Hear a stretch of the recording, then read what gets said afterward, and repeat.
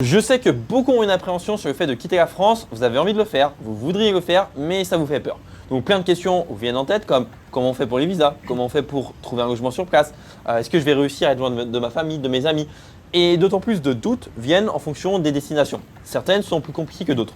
Donc dans la vidéo d'aujourd'hui, on va voir 3 pays très faciles pour s'y installer, mais qui malgré tout représentent une alternative bien meilleure que ce que vous vivez actuellement en France. D'ailleurs, si de ton côté tu penses à t'expatrier mais que tu ne sais pas comment générer des revenus, clique sur le lien ci-dessous et prends un créneau de 30 minutes avec moi pour qu'on voit ensemble la meilleure activité en ligne à lancer pour toi afin de t'expatrier d'ici 3 à 6 mois. Donc maintenant pour le premier pays, ça va être la Bulgarie. Donc pourquoi la Bulgarie? Tout simplement parce qu'il y a encore beaucoup de flexibilité. Aujourd'hui, si tu remarques en France, tu vas avoir des lois pour tout, pour rien. Je crois que limite, je crois que c'est ça, tu as une loi, si tu craches et un policier te voit, il peut te mettre une amende. Par exemple, moi aussi pendant le Covid, d'ailleurs c'est pour ça que je suis allé là-bas, en Bulgarie, c'est parce qu'il n'y avait pas de passe sanitaire ou ce genre de choses. Je pouvais aller à la salle de sport comme je voulais, je n'avais pas besoin d'être vacciné, etc. Aujourd'hui, la France, ça représente en fait trop de règles pour rien, trop de trucs chiants, etc. Et tu as l'impression en fait limite de ne pas avoir de liberté, alors qu'en Bulgarie, tu vas avoir beaucoup plus cette liberté, ça va être beaucoup plus simple, etc. L'autre truc aussi de la Bulgarie que j'aime, c'est que il n'y a pas d'insécurité. D'ailleurs, bon, les pays que je vais te donner là, c'est qu'il n'y a pas beaucoup d'insécurité, mais c'est qu'en fait, on s'y sent bien. Alors les gens peut-être sont froids d'apparence, mais en fait, on se sent bien, on est en mode, on sait qu'on va pas se faire agresser, on sait qu'on peut sortir à 3 h du mat, qu'il ne va rien se passer, et voilà. Ensuite aussi, au niveau de l'alimentation, j'aime vraiment bien l'alimentation là-bas. En fait, c'est un petit peu dérivé aussi de l'alimentation grecque et aussi de l'alimentation turque, qui sont vraiment 2 très bonnes bouffes que j'aime. Et finalement, le mix, ça fait quelque chose qui est très bien.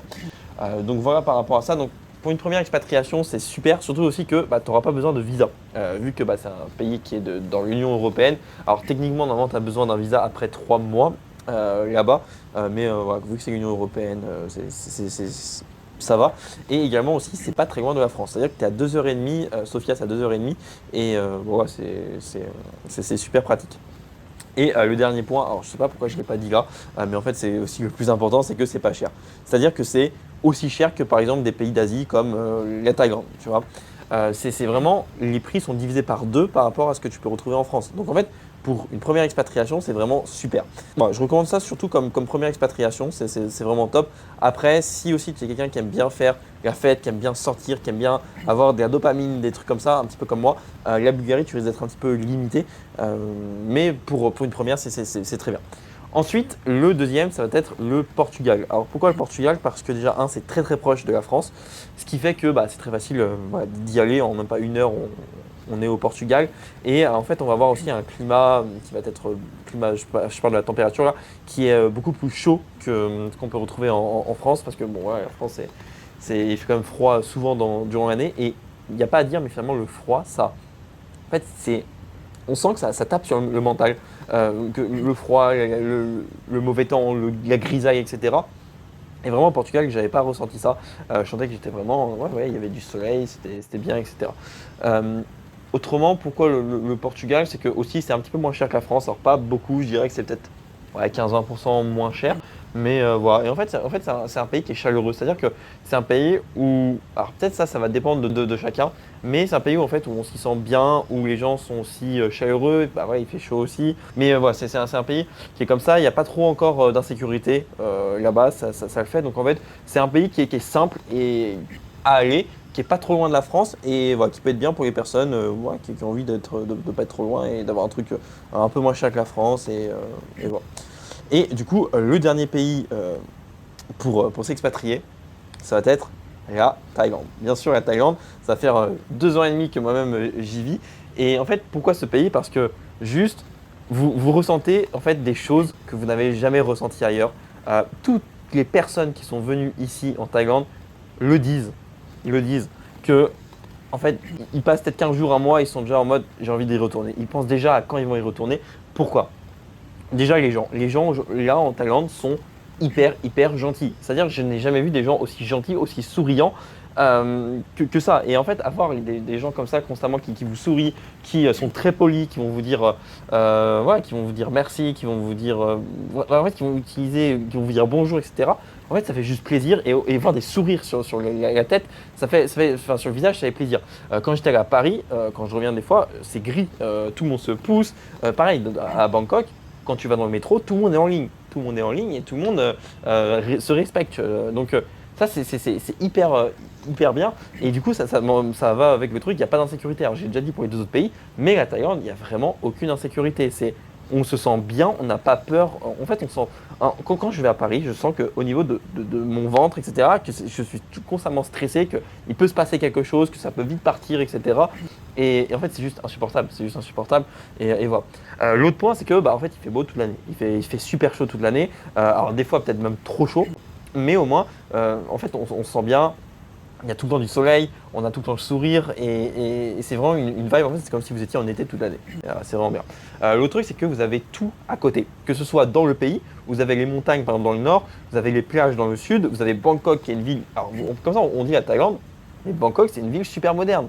C'est pas le tiers-monde. C'est-à-dire que c'est mieux équipé que la France sur certaines choses. Littéralement mieux équipé.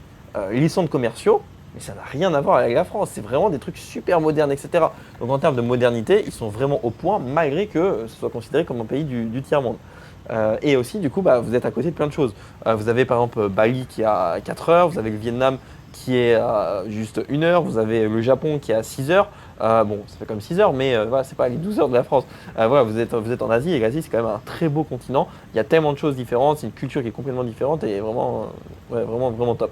Une autre chose aussi, c'est que on ne s'ennuie jamais en Thaïlande. C'est-à-dire que en fait, on se fait jamais chier, quoi. Il y a toujours quelque chose à faire, notamment quand vous êtes à Bangkok. Alors bien sûr, si vous allez dans un patelin, c'est logique, mais à Bangkok, on se fait jamais chier. Il y a toujours des activités, il y a toujours des choses à faire. Et même, enfin, au niveau des restos, il y en a plein. Des rooftops, il y en a plein. Enfin, vous voulez faire du bowling, vous pouvez faire du karaoké. Enfin, bref, toutes les activités. Et ça, c'est vraiment quelque chose, un énorme plus. Alors bien sûr, il y a quand même des inconvénients par rapport à ce qui est de Bangkok. Par exemple, le bruit, la pollution, etc. Ce genre de choses. Mais voilà. Maintenant aussi d'un point de vue plus expatriation, au niveau des visas, ils ont rajouté un nouveau visa. C'est-à-dire que c'est un visa, vous le prenez, vous le payez je crois 350 euros et directement vous l'avez pendant 5 ans. Donc c'est-à-dire que vous pouvez rester 5 ans en Thaïlande pour seulement 350 euros de visa. C'est rien. Donc, ouais, enfin, c'est juste trop bien à ce niveau-là. Et puis aussi, du coup, le coût de la vie, il est beaucoup moins cher, même si à Bangkok, on peut avoir pour aussi cher qu'à Paris si on va dans certains restos. Alors, j'abuse peut-être un peu, mais voilà, peut-être ce serait 15%, 10-15% moins cher. Mais voilà, on peut quand même, ça peut être très cher, mais ça peut aussi être très peu cher.